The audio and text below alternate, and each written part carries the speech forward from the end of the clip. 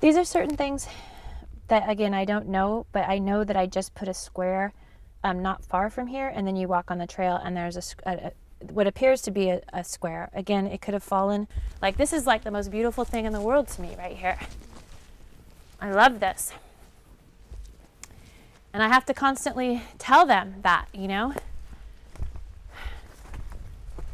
And it's all connected.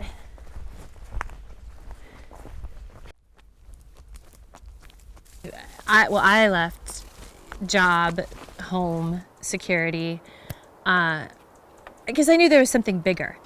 And that's what's important to distinguish.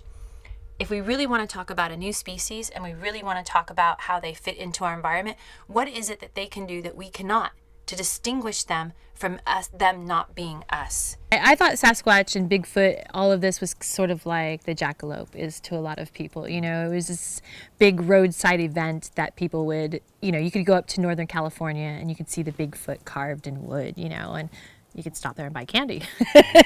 And that's really what I thought Bigfoot was about. It was the Pacific Northwest jackalope. Yep. And what happened is that I was watching a show, and there was a gentleman on there that said he would stake his 20-year career that based on the dermal ridges that he found on a cast, that there was an undisclosed non-human primate in North America. And something in me shifted. And I literally was the next day on the computer, like researching everything Bigfoot, everything Sasquatch. And I was buying a camper back then in 2007. And then back then things were camera equipment, and these things were a lot more expensive. Like I already had some kind of idea that this being, whatever it would be kind of nocturnal. So I was Googling, you know, like night vision goggles. And then I saw that they were like $50,000. And I'm like, oh, you're not quite leaving yet. Like, oops, back up. This is a bigger project than I think. Look, the challenge with Sasquatch right now is that everybody seems to be looking for Sasquatch. And I don't think we need to look for them anymore. What we need to do is habituate. And lots of people have done this. There are a lot of people who have habituation sites that choose not to talk about it. And for whatever reason, and maybe I'll get down the road and I'll find out once I do this process that I may not want to talk about it for the same reasons that they are doing it. But right now I'm at the very beginning, and what I'm doing is called habituation. And habituation is being in an environment every single day where they're reported to be. And I'm very excited about that. And right now where I am, I'm only a mile and a half away from a report in the 70s where a logging company reported over 1,100 tracks, which is huge.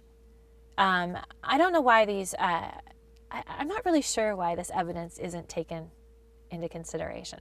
But I've had the experience. I've had the phenomena happen to me several times. I know that there's something that is non-disclosed in the forest. And so I'm here. I'm here right now. The first experience is when I did go with this gentleman.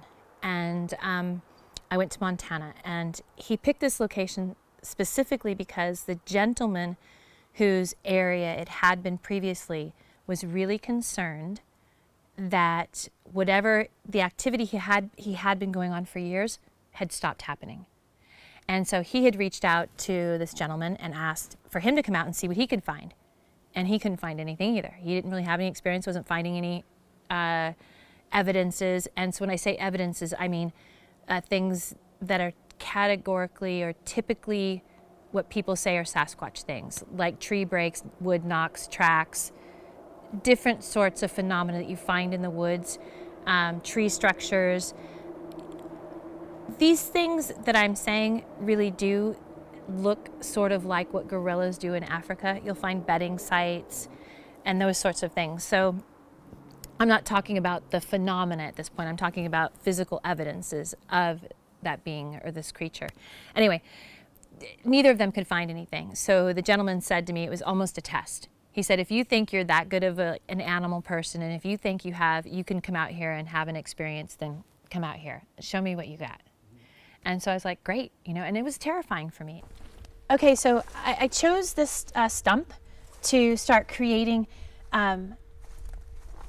something that's unique and different, could stand out. And I have a suspicion that they do create these sorts of phenomena. I'm not really sure why, but I've seen things deep forest where stumps have been intricately woven, like almost like a shelter.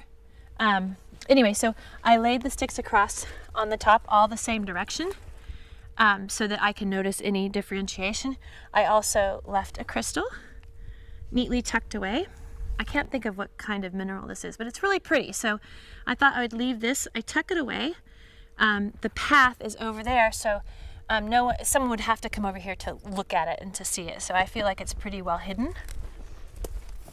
That if it's missing or gone, I'll know. And so that's kind of how I start off, is just doing something that I think they do, add to it a little bit, wait and see if something else happens, if I have a response.